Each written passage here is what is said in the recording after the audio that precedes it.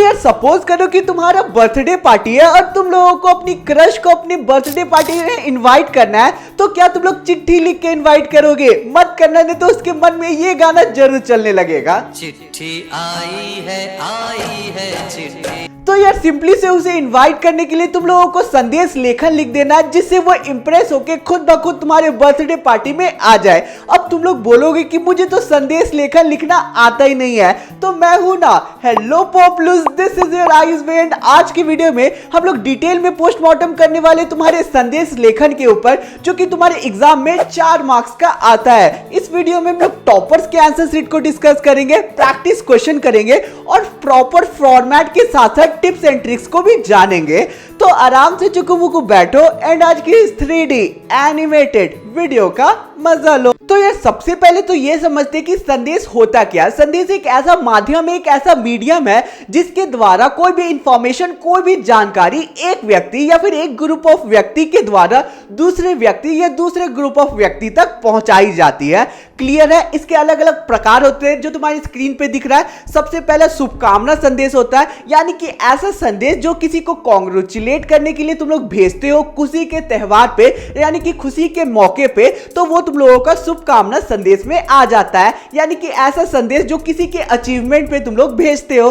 Clear है? Second है तुम लोगों का पर्व व त्योहार का संदेश, यानी कि ऐसा संदेश जो तुम लोग किसी को भेजते हो त्योहार के मौके पे, जैसे कि दिवाली, होली या फिर छठ के मौके पे, तो ये तुम लोगों का आ जाएगा त्योहार का संदेश। तीसरा तुम लोगों का शोक संदेश, ऐसा संदेश जो दुख के माहौल में तुम लोग किसी को भेजते हो, कोई भी एक्सीडेंट को लेके या फिर कोई दुखद घटना को लेके, तो वो तुम्हारा शोक संदेश में आ जाता है। क्लियर है? नेक्स्ट टेम्पलेट में तुम्हारा और भी प्रकार है। चौथा तुम लोगों का व्यक्तिगत संदेश, ऐसा संदेश जो पर्सनली तुम लोग किसी को भेजते हो कोई भी चीज को रिलेटेड, तो वो तुम लोगों का व्यक्तिगत संदेश में आ जाता है। पांचवा तुम लोगों का सामाजिक संदेश, यानी कि ऐसा संदेश जो तुम लोग पूरे समाज को देना चाहते हो, पूरे सोसाइटी को देना चाहते हो, तो वो तुम लोगों का आ जाएगा सामाजिक संदेश के अंदर। इसका एग्जाम्पल हो जाता है स्वतंत्रता दिवस का संदेश। क्लियर है? लास्ट एंड द लीस्ट तुम लोगों का है मिश्रित संदेश, ऐसा संदेश जो तुम लोग लिखते हो जो तुम्हारे प्रेजेंट में चल रहा है, जैसे कि कोरोना का महामारी का काल, या फिर तुम लोग लिखते हो कि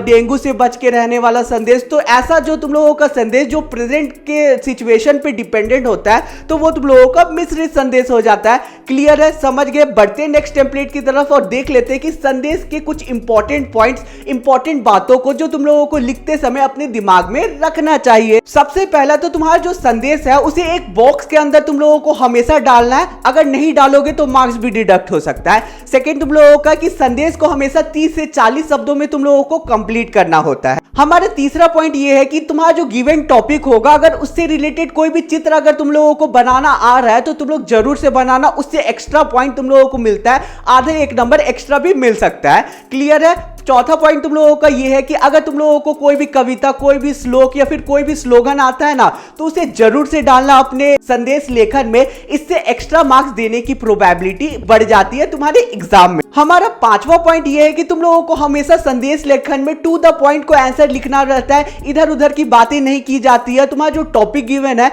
उसी में 5 से 6 लाइन एग्जैक्टली लिख देना होता है, टॉपिक को खींचना नहीं होता है। छठा पॉइंट ये है कि तुम लोगों को इजी सरल भाषा का उपयोग करना होता है संदेश लेखन में। आई होप क्लियर है। चलो बढ़ते हैं नेक्स्ट टेम्पलेट की तरफ एंड देख लेते हैं कि मार्क्स डिस्ट्रीब्यूशन कैसा होता है। सबसे पहले तुम लोगों का होता है मार्क्स डिस्ट्रीब्यूशन में रचनात्मक प्रस्तुति, इसका 1 अंक होता है। इसमें क्या होता है कि तुम लोग कैसे प्रेजेंट कर रहे हो अपने संदेश लेखन को, उसमें चित्र डाल रहे हो कि नहीं, उसमें स्लोगन्स लिख रहे हो कि नहीं, इसका एक्स्ट्रा मार्क्स मिल जाता है तुम लोगों को रचनात्मक प्रस्तुति में। ठीक है? बाकी अगर चित्र नहीं भी बनाओगे, स्लोगन नहीं भी डालोगे तो मार्क्स नहीं कटने वाला, बस एक्स्ट्रा तुम लोगों को बेनिफिट मिल जाता है अगर डाल पाते हो तो। क्लियर है? सेकंड तुम लोगों का विषय वस्तु, यानी कि बीच का 6-7 लाइन में तुम लोग क्या लिख रहे हो, कैसा भाषा का प्रयोग कर रहे हो, तो वो विषय वस्तु में आ जाता है। इसमें स्पेलिंग मिस्टेक भी इंक्लूडेड होता है।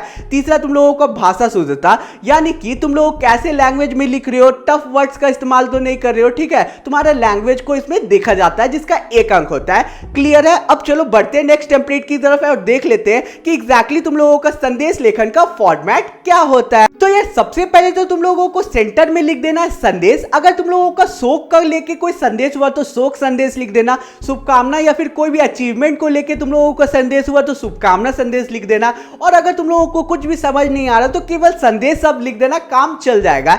एक लाइन का गैप छोड़ना, नीचे आना और उसके बाद दिनांक और समय लिख देना। दिनांक और समय इस फॉर्मेट में लिखना है, देख सकते हो। दिनांक तुम लोग कोई भी लिख सकते हो, कोई मैटर नहीं करता है। लास्ट में XX केवल डाल देना। बिना लाइन का गैप छोड़े नीचे आना और समय लिख देना। समय भी कोई भी डाल सकते हो, जैसे कि प्रातः 6 बजे, शाम के 7 बजे, तो ये तुम लोगों का समय हो जाएगा। फिर नीचे आना, एक लाइन का गैप छोड़ना और फिर नीचे आके तुम लोगों को सैल्यूटेशन लिख देना है। सैल्यूटेशन में दो चीजें तुम लोगों को हमेशा काम आता है, एक प्रिय और सेकंड आदरणीय। अगर बड़ों को लिख रहे हो तो आदरणीय लिख देना, अगर क्लोज वन को लिख रहे हो तो प्रिय लिख देना। यही दो शब्द यूज होते हैं जनरली संदेश में। फिर एक लाइन का गैप छोड़ना और फिर मेन विषय को स्टार्ट कर देना। अब यहाँ पे जो तुम लोगों का लाइन का गैप है वो तुम लोगों के पे डिपेंड करेगा कि तुम लोगों को छोड़ने का मन है कि नहीं।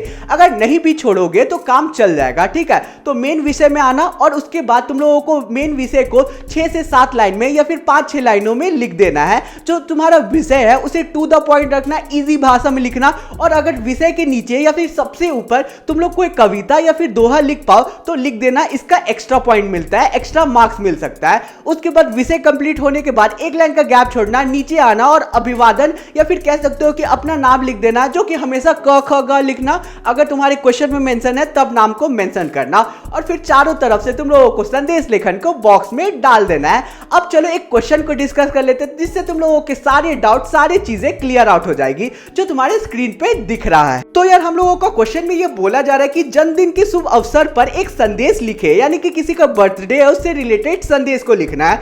तो सिंपली से तुम लोगों को सबसे ऊपर लिख देना है जन्मदिन पर शुभकामना संदेश। अगर ये नहीं भी आएगा तो तुम लोगों को केवल संदेश लिख देना है। उसके बाद नीचे आना है, एक लाइन का गैप छोड़ना है और फिर दिनांक और समय लिख देना है। दिनांक और समय सेम फॉर्मेट में डालना, ठीक है। लास्ट में XX डाल देना दिनांक में और समय तो इजी है, प्रात 5 बजे। उसके बाद एक लाइन का गैप छोड़ना समय के बाद। उसके बाद लिख देना है सैल्यूटेशन, जो कि तुम लोगों का है प्रिय छोटे भाई।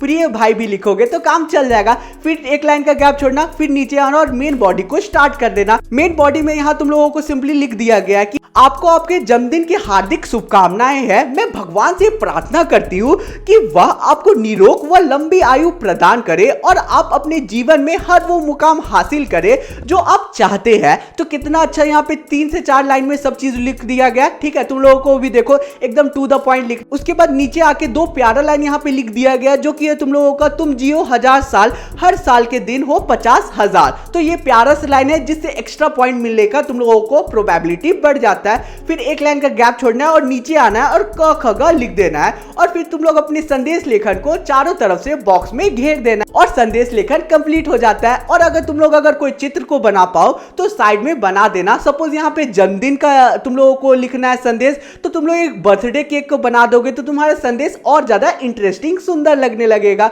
समझ गए। उसके बाद अब चलो हम लोग टॉपर्स के आंसर शीट को डिस्कस कर लेते हैं, जो तुम्हारे स्क्रीन पे दिख रहा है। टॉपर्स के आंसर शीट में तुम लोग क्लियरली देख सकते हो कि सबसे ऊपर सबसे टॉप में बधाई संदेश लिख दिया गया, फिर एक लाइन का गैप छोड़ा गया, नीचे आके दिनांक और समय लिख दिया गया। तुम लोग दिनांक और समय का फॉर्मेट देख सकते हो, एकदम सही है। बट लास्ट में इसने 2022 लिख दिया, लेकिन तुम लोग 20XX ही लिखना, ठीक है। समय भी तुम लोग देख सकते हो किस फॉर्मेट में लिखा हुआ है। उसके बाद नीचे एक लाइन का गैप छोड़ना है और नीचे आना है और सैल्यूटेशन लिखना है। सैल्यूटेशन में इसने आदरणीय भैया राहुल लिख दिया है। फिर बिना लाइन का गैप छोड़े तुम लोगों का मेन विषय को स्टार्ट कर दिया है। तुम लोगों पे डिपेंड है कि सैल्यूटेशन के बाद तुम लोगों को मन है कि नहीं लाइन छोड़ने का। मैं तो रिकमेंड करूंगा कि छोड़ देना, उससे ज्यादा साफ सुथरा लगता है, ठीक है। तो अब तुम लोगों का इसने 6 से 7 लाइन में अपना पूरा संदेश को कंप्लीट कर दिया। नीचे एक लाइन का गैप छोड़ा है और फिर अपना नाम को लिख दिया है, जो कि अबसा। तुम लोगों को क ख ग लिख देना, काम हो जाएगा।